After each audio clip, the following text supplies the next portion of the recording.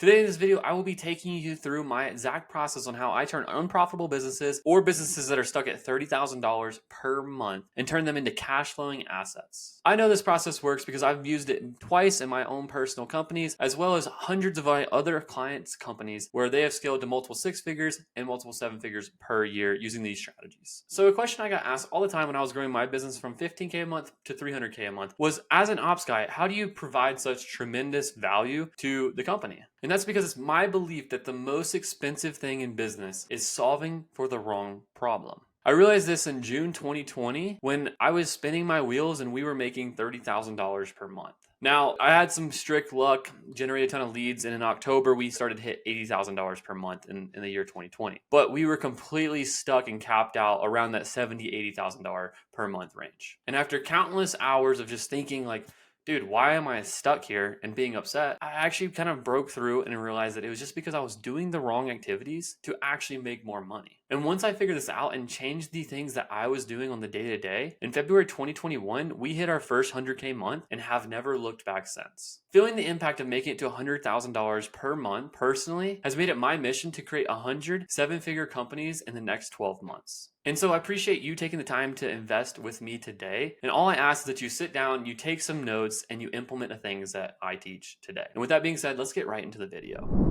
And so to start off, there are 5 keys to having a profitable $100,000 per month business. And we must check off each one of these in order to move down to the next. So the first thing is we must have a profitable ROAS, return on ad spend. This must mean that we have a marketing channel that produces us money on a very recurring basis. So if the model's not profitable, there's no way you can scale it because you will for sure lose money. After we do that, we must have a repeatable process that we can hand off to other people. If we don't do that, again, it will fail. You must structure your team correctly. If you don't structure the team the right way, things won't run efficiently. Next is we must hire effectively. There's actually a statistic out there that basically says hiring the wrong person is like 3 or 4 times more costly than just not hiring anyone at all.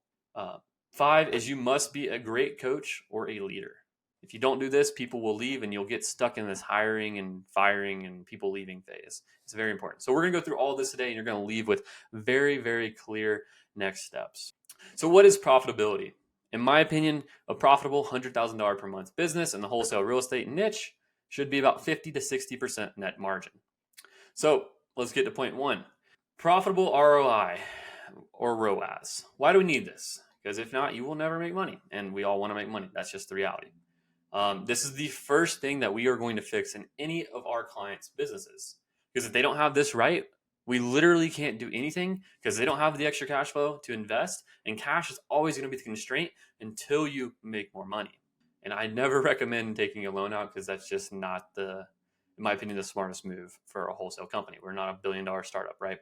We are a lifestyle business. So what is a good ROAS? For SMS and cold call, you want a 5x ROAS. And this is just because we have to account for the LMs who set appointments, just because there's a lot less high quality leads. For inbound leads, if you're between a 3 and a 4x return on investment, then you're doing really good because there's just not a lot of waste. It's like 10 to 20 leads per deal. And you can just handle that with one acquisitions person. So you really don't have much extra operational cost to run this. So that's why it can be lower.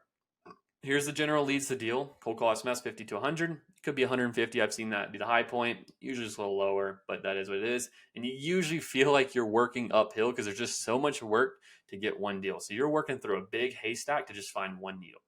When you're doing inbound marketing, you're usually around I've seen as low as 5, but I've also seen as high as 25 leads. And usually you have like one lead come in a day. You don't have too much work to do. Whereas cold call SMS, you usually have 10 leads come in a day, and only 1 is good. So with that being said, how do I move forward knowing that there's these 2 options? So 1, you need to identify ROAS. It's a very simple math formula. How much money do I make? How much money do I spend? So I made 100,000. I spent 20,000. That's 5x ROAS. 100,000 divided by 20 is 5x. Cool. So basically, how do I move forward? Well, we need to determine if your ROI is good or it's bad. It's basically your 2 options. If it is good, it's pretty straightforward. If it's good, we just need more leads and we need to plan and convert those leads at the same rate as we currently are. And that's what we're going to talk about through the rest of this slideshow. If it's good, you can just go ahead and move on to step 2. If it's bad, we need a plan to fix the gap in the business through using our manufacturing line KPIs. And so I just want to really reiterate here is it's important to know what to do when it's bad, because even if it's good right now in your business, your ROI, when you hire people, more than likely what's going to happen is your ROI is going to become bad or unprofitable or whatever you want to call it. And that's just the reality. So you're going to be in this never ending cycle of like, I'm making a lot of money. All right, let me hire some people. Now I'm not making as much money because my ROI dropped because the efficiency dropped. Then we have to fix it. And the way that we fix it is through knowing the manufacturing line KPIs. So our leads, our offers, contracts, sold deal, average deal size. And so there's conversion rates between each, right? So what percent of leads turn to offers and offers turn to contracts and contracts turn to sold deals, and how big is my deal size? And all we need to do is compare it to what our baseline is. So what we normally do, and that's just like maybe a last 90 day or a 3 month average compared to what we're doing in the short term. Maybe that's the last 30 days, maybe that's the last week, whatever you want to look at. But we just need to take the area that's good, leave it the same. Take the area that's bad. We need to go dive in, ask a bunch of questions about why is it bad. Go deep. Usually, if it's a sales issue, you just need to listen to a couple calls and you'll find out. But basically, what we do for our clients is we help them identify their business's weak points, and we tell them exactly what they need to solve it. So they just pretty much copy and paste. So that's what our clients do. But I have a video specifically telling you exactly how to use these numbers. It's very straightforward. Compare it to your baseline. Where are you at now? What's good? What's bad? Take what's bad and fix it. Once you crack the code on profitability, means you have the ability and the right to scale your company. And to me, scaling your company just simply means that you're able to do what you're doing by yourself, but have other people doing all the parts of the business that you used to do just as well as you do it. And that's to me what scale is. Scale is just having other people do things for you at the very simplest thing. Now that we have earned the right to scale our business, we need to build a repeatable process. And what I mean by this is we need to take the way that we are getting a good ROI. Because right here, if we're getting a good ROI, if our ROI is good, we need to be able to reverse engineer and document exactly what we're doing to make that happen. So basically, what is a repeatable process and why do I need it? Basically, it's transferring your profitable money making process and document it so other people can do it. Why do we need to do this? Well, how else would you ensure your business remained profitable if you didn't train your future team to copy exactly what you do to make a profitable ROAS? So let's think about this. Have you ever went to IKEA, to Wayfair, ordered something online, maybe a piece of furniture, and it didn't come with an instruction manual? Well, I would hope that's a no, because they all come with instruction manuals. Because if they didn't, I mean, you would be looking like this, right? You would be like, what the hell is going on? You'd probably get frustrated once you start putting together. Like, dude, I don't know if I could even use a screwdriver. So I'd be pissed. And then I'd be concerned and thinking all about what's going on. Give a 1-star review, and this is what my chair would look like. So obviously, this is a little bit extreme, but it's really not. Because what processes are just your documentation of how the business works. And so if you hire people, what do you think they're going to feel like? They're going to feel like you with an IKEA chair with no instruction manual on how to put it together. So if you don't have processes, your team will leave you a 1-star review and they will leave your company, meaning you will have to replace them, meaning that it will be much harder for you to be profitable, because if your team is not seasoned, if they have not been there for a year or 2 years, it's very, very challenging to have them be really good. There's always a stage in business. I remember very, very vividly. It was August 2021. We had been doing 100K a month for a while, but we were maybe doing 150. I think we did 1.8 that year. So we were doing 150K a month. Sometimes hit 200K. It was a couple times, maybe hit 250, I think once. But we just hired this entire team. They're all brand freaking new. Been there for less than 6 months, basically. And I just remember like sitting there and be like, man, we suck. I was like, we literally just suck right now. And somehow we still make money, and it baffles me. And that's just because we had a good process. And your process should cover about 80% of the activities that take place. The other 20% is training and them becoming ramped up and, having more experience and not making stupid mistakes and all that kind of stuff. So, I mean, we probably lost $1 million just over stupid shit that year, and definitely the next year. Oh my gosh, you don't even know. But what I'm saying is human capital is the most expensive thing if they leave. Turnover is the most important thing. Big corporations will pay millions and billions of dollars to have less turnover. So you're probably asking, how do I build a process? It's pretty straightforward. I will show you our appointment setting process, which is presented right here on the screen. So basically, how does this work? Well, there's a start and a stop to every process. And before your eyes glaze over, I'm going to go quick. But basically, what happens, a new lead's created. Boom, we call that lead. Did they answer yes or no? All right, if they didn't answer, they go to this process. If they did answer, here's the things that can happen. Okay, great. Appointment set. Awesome. It's scheduled. And then boom, we're done with that stage of the process. We move on. And that's it. You just got to do that same thing just a couple more times. So here's your homework. Your homework is to get Lucidchart, and you're probably going to take a screenshot of this, but to get Lucidchart and make a free flow chart just like this. Then what you're going to do is you're going to document these 4 processes. Your lead gen process. So how do you generate leads? When you say, I want leads, what do? So you maybe just put money to a marketing agency and they send you leads. Maybe you want to do direct mail. Maybe you do cold call, whatever. So you pull a list, etc. That's your lead gen process. Document your lead to appointment process. So when a lead comes in, when let's say someone calls you that, hey, I want to sell my house to you from a direct mail, maybe a TV ad, whatever, what do? All right, cool. We answer the phone, we talk to them, etc. Okay, once we've set the appointment, what happens after that? So when we get an appointment, we go give them an offer. When we give them an offer, they don't always say yes. What happens when they say no, etc. Document contract to sold deal process. All right, we got a contract, goes to dispo. How do we dispo it? Where do we market the property? How do we package the marketing? How do we talk to buyers? How do we get through title problems? All of the above, right? And that's that. So just the general rule of thumb, like I said, is document what happens all the time, not the exception. Because if you document the exception, you'll do it too much and it'll be confusing. Keep it simple. Roughly, the process rule of thumb is 80% of what actually happens is the process. The other 20% is for the managers. So now that we have a business that has an instruction manual, a way to put together the chair, we can decide who we need to hire first. And before we actually figure out who we need to hire, so we got to figure out what team structure do we need. And there's really 2 core team structures that I see after consulting hundreds of different wholesale companies and doing it myself for a long period of time. So there's 2 main ways that people are making money. And you might do both, which means you need a mesh version of them. But there's 2 main ways. Is you have an inbound marketing team, which just means PPC, people are calling you, right? Facebook, PPC, TV, etc. Leads go straight to your acquisition manager in this model. Then they go from your acquisition manager, obviously, to dispo. And then if you have a lot of leads, like let's say you're getting a ton of them and you have a ton of follow-up and your acquisition team can't keep up, your acquisition team would kick the follow-ups back to your lead manager. And that's how this flow would work. So basically, in a nutshell, most people who we work with, they have inbound leads. They then hire an acquisition manager and a dispo manager, and that's their team. And then eventually they'll hire a lead manager who can do the follow-up once they have more than 500 to 1,000 leads in their system. So that's inbound marketing. Why do we do this? It's important for inbound leads to go right to the acquisition person because the psychology of the customer journey. And what do I mean by that?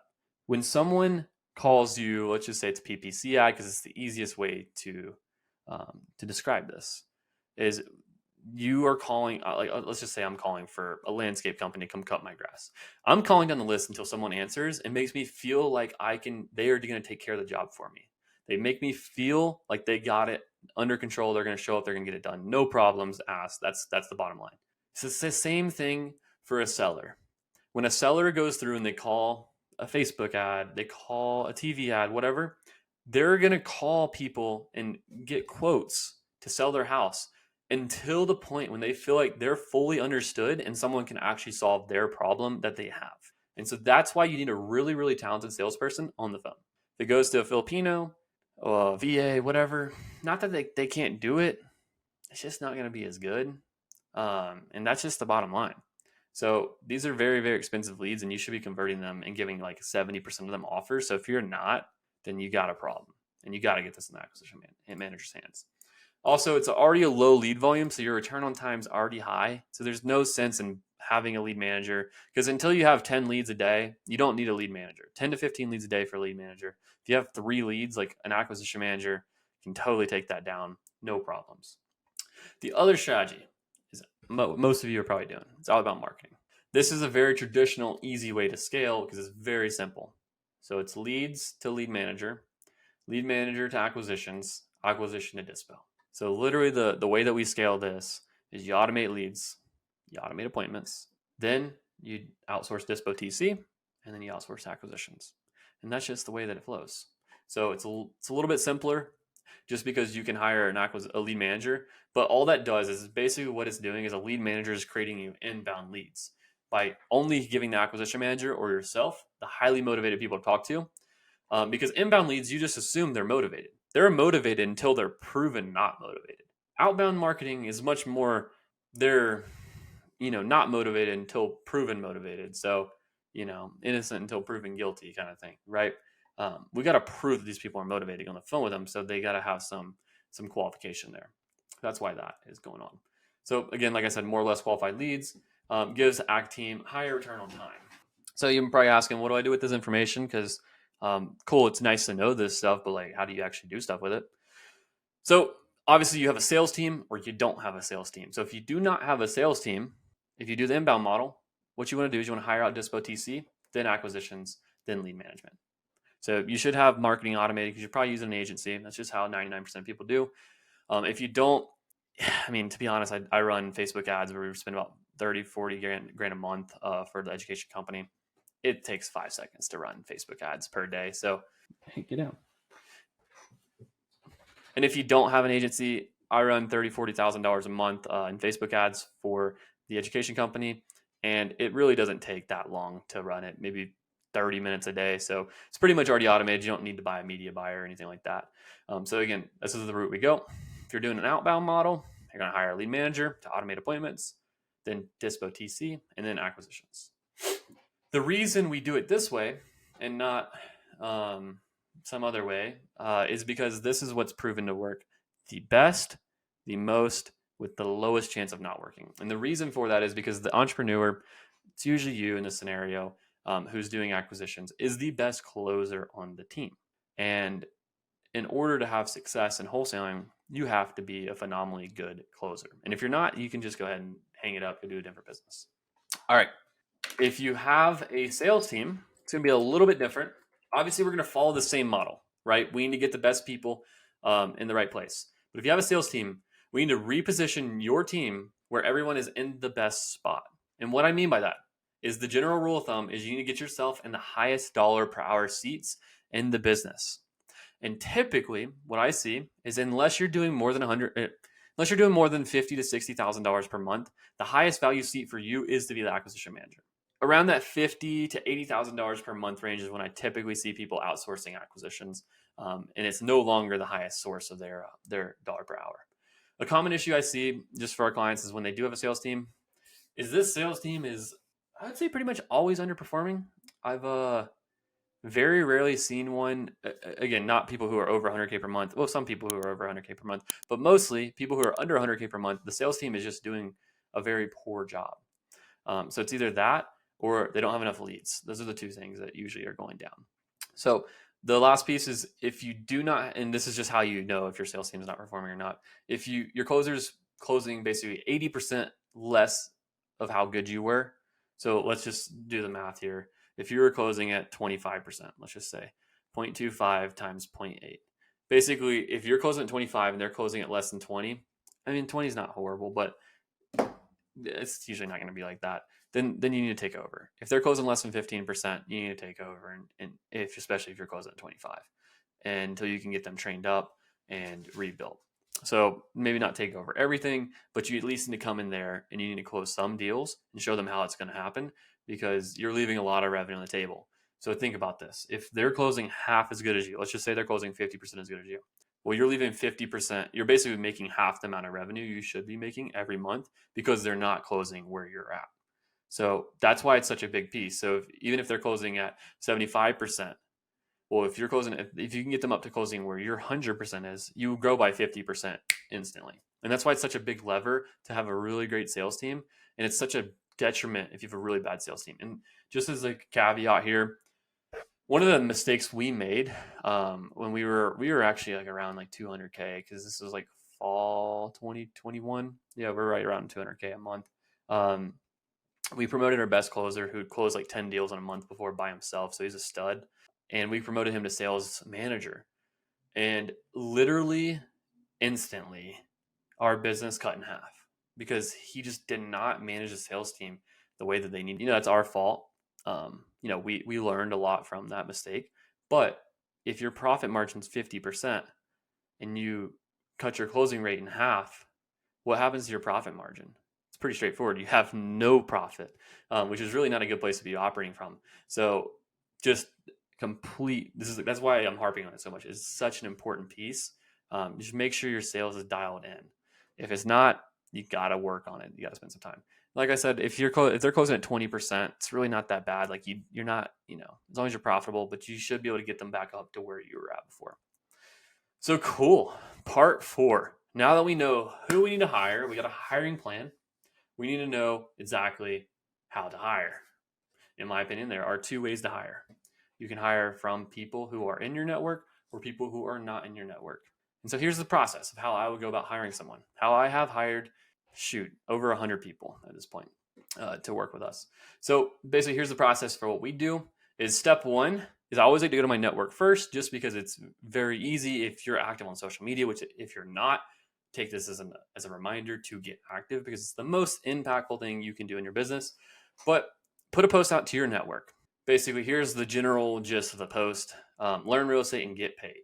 Learn how to buy houses off market for a discount, master sales, 6-figure earning potential. DMB sales if you're interested. Something like this doesn't have to be exactly like this, but this is a very simple framework that I would use as well all the time. I still use it. And basically, the framework is to give 3 people 3 benefits of what they would get working with you, which are these 3. Give them a target earnings, and then also have a headline that would catch their attention. Learn real estate and get paid. I think everyone would like to do that because most of the time you have to pay to learn real estate. So duh. And then you want to post this on any platform where you have influence and status. This could be someone's platform. So like, for example, if you're in Level Up and you're maybe run a call or something like that, you have status in Level Up. So you'd want to maybe post it in there and ask people who have maybe friends or whatever that are looking to have work. I honestly wouldn't be a great place, but Sub 2 would be a great place, an example of a place that's be much better than Level Up, just because everyone's doing deals here. Sub 2 would be a great place. If you're in another beginner program like Brent Daniels, Chris Jefferson, etc. If you have a following on any of these social media joints, Facebook groups, whatever, ask friends, family, tell everyone you know who and what you're looking for, and I guarantee you'll get a referral. The critical thing is with the referral is don't just hire them because someone referred them to you. I've done that and it does not ever work out. So step 2, hiring people who don't know you or you don't know. This is going to be the skill that actually takes you and elevates you from that 100K per month to $3, $4, $5 million per month. Because, people in your network in general are not going to be the people who take you to the level you want to be. There was something that I said to myself a lot of times when I hired the initial team for the wholesale company. I was like, once we hit 150K a month consistently, I was like, there's really just no way that this team makes it to where we want to go, which at the time where we wanted to go was $1 million a month. Kind of just didn't actually end up wanting to do that with that business, just because my passion is in helping other wholesale companies and just other businesses in general. And that's just what I love. I love making this impact. It's one of my most favorite things to do every day. I stay up till midnight doing it every night. But what I will say is that in general, people who think just like you aren't going to be the people who are going to challenge you and have experiences that are going to add to your experiences. It's like when you're looking for a business partner, you need a business partner who has complete contrarian ideas as you. So you guys together make a really good whole. So 1 + 1 = 3 kind of thing. But if you have a whole team of directors who are like that, where it's like 1 + 1 + 1 + 1, that would normally equal 5, maybe equals 10 in this scenario, right? So finding people you don't know. My go-to is wisehire.com. Wisehire.com is great. It posts on every job board. That's just what I do. Post on every job board. So I create a job posting. There's very simple pieces to job posting. Really, you have 2 bits. Is you have the job title and the description. And so I'm going to go through each one and kind of some things that you should take away and add in there as well. So if you're hiring a lead manager, job titles are the most important part. The job titles at work right now: appointment setter for real estate, inside sales agents. The thing I want you to think with job titles is, what person are you calling out? Another thing we're testing right now is there's a thing in corporate called a business development rep or a sales development rep. So we're testing that job title to see how qualified the people that come in are.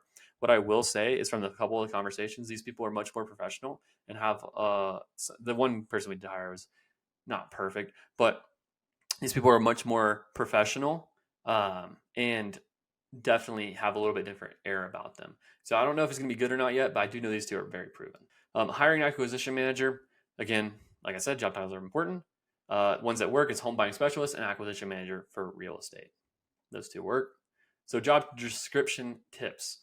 You want to write down something that attracts people who you want to work with. So some examples in your job, and again, these are just adjectives you want to use in your job description, because if you don't, what might happen is you attract people who are really old, people who don't want to, grind and be a part of a competitive culture.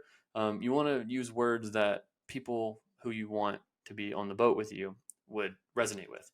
So competitive, fun, challenging, growing. Fun, maybe say a fun and competitive environment, something like that. But challenging, competitive, growing, very good ones. So again, think about that. Spice it up. You can write a paragraph, just copy someone else's and add the adjectives that you want in there. All right. So what is the hiring process? So now we know how to get people coming to us, either through referrals and social media or through Wise Hire. And we get the resumes and we get applications and all that kind of stuff. So what's the process? Number one, we're going to read the resumes. 2, we're going to do the discovery call. 3, we're going to hit the role play call. 4, we're going to hit the core value interview. And so I'm going to go through each one of these. But this is a hiring process at a very high level. Basically what it does is this resumes allows us to create qualified leads. Discovery calls allows us to basically book appointments. A role play call allows us to see how good this person is at the job. And the core interview allows us to actually finalize and round up anything that's going on and then make them the offer if we want to. So that's at a high level. So anyways, reading resumes, few different things. You want to make sure these people have been at jobs for more than 18 months in a row. Because if they're not, they're going to be job hoppers. One of my buddies, I love him, but his first job, he was there for 10 months. And then right now he's like wants to leave his other job. He's been there for 6 months or 7 months, something like that. And I would never hire this guy, but he's an incredible human, but would be a terrible employee.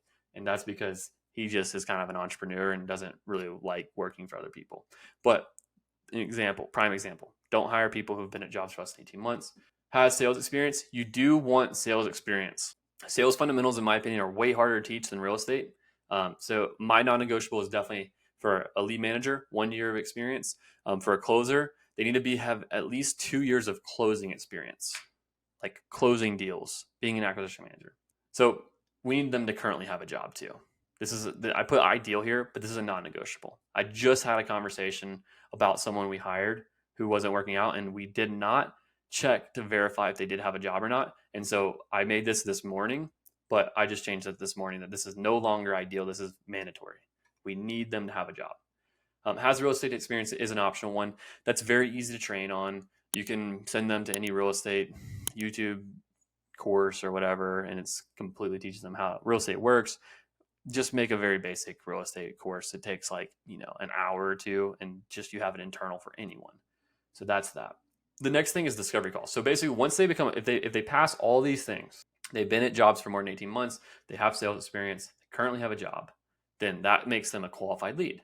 Also, I would say that anyone older than 35, so if they have more than job experience dating before 2005, they may not be the best fit for like a lead manager role because they're going to be a little bit too old. But for a closer role, I would maybe expand that gap to maybe like mid 40s.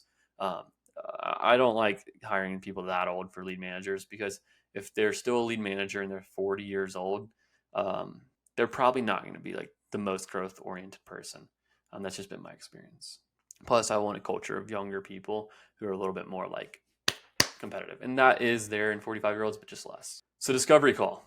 Address all the non-negotiables in this call. So what are those for you? Full-time work. Do they have a job right now that they're looking to change from? Do they fit your core values? Are they able to work the hours you want them to work? They able to commit to full-time? I already said that one. Those are some of the non-negotiables for us. But yeah. Oh, do they have? Yeah, that's already lower. But what's another thing? Why are they looking to leave their current role? If they're just moving around for what makes no sense, then maybe that's somewhat of a red flag.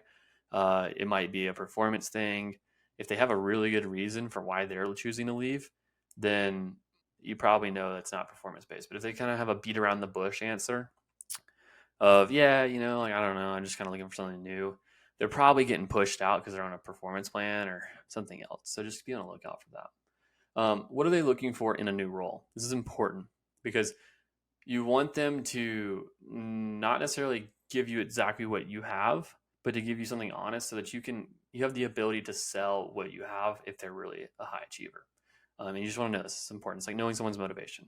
Um, do they have past history of success? So this is a very, very good one. Most of the people who we've hired that have worked out really well played college athletics, like we're a college athlete. They were really good in high school at athletics. Maybe they had a really high GPA. That's another question. Like we're looking for, like, do they have above a 3.5 GPA in college? And so we just like kind of elevate the status of the people who we're working with. Because if someone had a 2.5 GPA in college, I mean, I had a 2.4 GPA in college. I know how hard I worked. Um, so, and I wouldn't want to hire myself, to be honest. So just like think about that. If they pass everything you want and you feel like they could be a long-term solution for you, let's move them on to the role play. At the end of this discovery call, we do send them a script and a good example of a live call recording so that they can watch it and become prepared. And we give them those expectations at the end of the call to come to the role play call. When we come to the role play call, this is very important. We do a live role play with them. They are the salesperson. I am the seller, or vice versa. If it's dispo, do it to where you're the buyer and they're the dispo person. They're going to do the whole role play. We're going to give them feedback on that specific call that they did. We're going to then do the same role play again.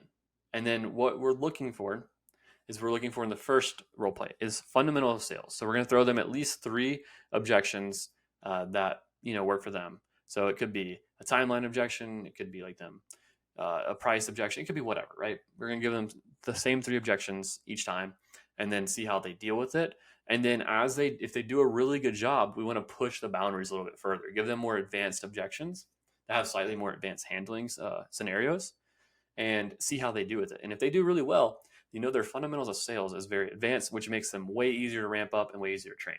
What I will say from these role play calls is the best people I've ever hired have left these role play calls and I'm like, damn, they're really like a week away from taking live calls and being good. And like they're almost as good as our best people now. That's what the best people I've ever had, they sound like on this call, mixed with the work ethic and the drive and the characteristics of being a successful person. So once we give them the feedback on the first call, we're just looking for improvement and like coachability. Because if someone's not coachable, go ahead and X them out because they're not going to work. And they got the fundamentals. Those are the 2 things we're looking for: coachable and fundamentals. And if they got those things, then we want to move them past the role play and go to the core value interview. The core interview is basically what we're going to do is we're going to address any previous red flags. So if your gut says like, I don't know if this person's going to stick around, you want to address that. If someone wants to be like an entrepreneur type and start their own business, we have no problem with that as long as they are willing to give us a 1-year commitment and work their absolute hardest for us. We're going to pour into them. They might as well pour into us, right? And to be frank, that's not too much to ask for because they want to start their own business. They're going to have to work really hard. So they might as well be able to work hard for you and learn. So basically on this call, we also want to set expectations of what the job really is like when they do start. So it's really important to give them a clear understanding, not to scare them away, but to be very firm about what is happening. We almost do want to scare some away because the people who, and this is like reflecting on a ton of hires, but the people who I've told is going to be pretty easy, I let people who are scrubs into the team. And that just happens. It's a learning experience. But the people who I've been like, this is going to be one of the hardest things you've ever done in your life, like that type of vibe, they're literally the hardest work. If their response is like, don't worry about it, dude, that's how I take that on head on. That's how I live my life. That's no problem. And those are the people you want on the boat because they're typically not bluffing. Sometimes they do bluff, but not most of the time they don't bluff. And they are some of the best workers that you'll ever have. So basically, how does this candidate handle adversity? We also want to know that. So like, tell me about failure in your life and how you went over that. Situational awareness questions. So sellers dragging it's kind of objection stuff. So situational stuff. Sellers dragging their feet on making a decision. How do you handle that? We want to create questions from a problem you're currently having, or you already had and solved, or you're having right now and haven't solved. And you want to hear their solution. Those are really important. After that, you're obviously going to hear their questions. You're going to agree on pricing and all that kind of stuff, and like kind of see what they want in an offer. And then, that's kind of it. You make them an offer and you hire them. So to hire or to not hire. So now we've done the whole interview process. We need to make the decision of, are we going to hire them or not? And the rule of thumb that I stand by, and I've betrayed a few times, and it's bitten me in the butt every time, is it has to be a hell yes. And if it's not a hell yes after the whole interview process, then it is a 100% hell no. That's it. That's all I got to say. Is if your gut says no for whatever reason, basically if you don't say yes, if you're like done with the interview and you're just like, I want to hire you right now, then you should definitely not hire them. If you don't say that, you should definitely not hire them. I have hired that person before and they have never worked out, and it was for reasons that I suspected but didn't fully like realize. If that makes sense. It's more of a subconscious understanding. So now that they are hired, we must start the work that separates the men from the boys. So what does that even mean? It's coaching and training. To be a great coach, you must have something to coach towards. This is, if I could reiterate anything with training people, so like from scaling hundreds of businesses to multiple 6 and 7 figures per year, scaling my own businesses to multiple 7 figures per year. If you're not coaching your team or other people towards a measurable change, then you are not making any progress, because progress is defined by getting closer to your goal. And if you don't have a goal, then what are you going to get closer to? And how do you gauge if you're being a good coach or a bad coach, a good leader or a bad leader, your team's doing good or your team's doing bad? You don't. You got to establish KPIs. And I know you're going to hear me. If you watch my channel at all, you know that I beat the freaking door down on KPIs because it's how I make every decision. If anyone asks me a question, I say, well, what does this number say? That's what I follow it up. Why do you? Because what I want to see is that people are making decisions based on sound reasoning and not based on it's painful right now, so I want to make this decision to remove my short-term pain, because that's typically not going to always work, because your body's natural state is to flee away from pain. That's just what happens. But if you have numbers to back it up, pain doesn't matter, because now you have logic, and logic is strong. So KPIs must be established. Lead managers, they want to make calls, conversations, appointments as the numbers you need to track for them. We track 80 per day is what basically it works the backwards way. So they need 2 per day. If they don't get 2 per day, we need to see 80 phone calls from them. So this is their KPIs that we track for lead managers. And what we're looking for here is just like calls to conversation conversions, conversations to appointment conversions. And that's generally what we look at. So I look at this on a monthly basis and see like how my team's doing. And what you'll realize is a lot of people, they don't have a very good calls to convo, number. And that just means that they're not calling the right list typically. And so we need to switch out what lists they're calling, and we need to teach them on that. If they have a bad convos to appointment set, typically that means their openers are not good and they're not very good on the phones, or they don't overcome objections, or they don't know appointment criteria. And there's a few other things that it could be, but these are generally ones that it could be. So acquisition managers, what we do is we do calls, offers given, contract signed. So we look at contract signed. We obviously want to see like 1 signed a day, but it just doesn't happen. So we shoot for 2 a week is our KPI. We're trying to get 3 offers a day. And then for each offer that we don't give out of these 3 per day, we have 20 phone calls per offer missed. So basically they make 0 offers, they have to make 60 phone calls. And that's the gist. And same thing here. We just want to look at offers to contract signed on a monthly basis and figure out what's going on. Because if they're not converting offers to contracts at a very high rate, then that's just not very good. Another thing we want to look at per acquisition manager that I didn't put on here because we don't track it on a daily basis is just in a monthly span is like how many appointments are being set for them, because appointments set to offer given is a very high indicator of like wasted resources, right? Because if you have 6 appointments a day but only give 3 offers, you're wasting a lot of resources. So you want to make sure you track that too. So now we have this established, we know what to coach towards. And again, like if appointment set to offer given is like really off, like we should be given like 75 to 80% of the appointment set offers, then we know that it's because there's a process and the appointment setting is flawed, or the acquisition manager is just not following the right no-show process. Same thing with offers given to contract sign. If they're not closing at a very good rate, which would be 15% for like outbound leads, like SMS cold call, 25% for inbound. If they're not in that range, then you need to do some sales training, and usually just we'll talk about what that looks like.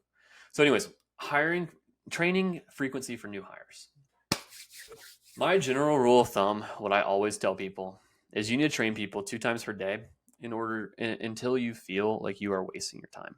So that's usually 7 to 14 days. You're 2 times a day with them, one-on-one.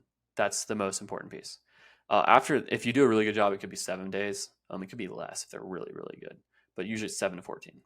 After that, we want to do one time per day until of a one-on-one additional until we feel like we're wasting our time again. Usually, that's another 3 to 4 week, 2 to 4 weeks after the first 14 days. So we're looking at one-on-one calls for the first month minimum. After we do that, and we feel like we're wasting our time on those calls, meaning we're not accomplishing anything. There's nothing meaningful getting done. Like all the objections, like the calls are good, the process is being followed, objections are being handled, advanced stuff is like all like on par with the rest of the team. We're just gonna move it to a regular meeting structure only, which is this. So we have regular daily trainings, which is morning huddles. These are 30 to 60 minutes. So first thing in the morning, we go through good news gratitude, which is like 5 minutes, KPI review for yesterday, which is like 5 minutes. Today's objectives. So what does each person have on their plate today? So I'm calling this negotiation, this hot follow-up. Here's their thing. Here's who I'm talking to. Is there anything you guys, and then we go through, is there anything you guys need for said activities? No, I am solid on that. Yes, I need training on how to speak about this objection or probate or whatever it is. Boom, talk about it. Live call reviews or role plays after that. I like to make there be a weekly theme for all my morning huddles for a week. So if we're struggling with setting expectations, we're going to do setting expectations for a week. If we're struggling with giving low first offers and people hanging up on us because we do virtual phone appointments, then that's all we're doing for the week. If we're struggling on doing comps while we're on calls, we're going to do comps while we're on calls. And that's going to be just like the way we iterate all the training. I like to run a live call with an example of something I want to train on for that day and then do role plays on that scenario. Because if you just do role plays every day, what happens is people fall into a tendency of just like doing the fundamentals over and over and over again. And they don't really train hard and do all this kind of stuff because it's important when you practice. This is a Cal Ripken quote. I played baseball my whole life. Is perfect practice makes perfect. Practice doesn't make perfect. So if you don't practice very, very hard and very, very perfect with intention, you will get worse.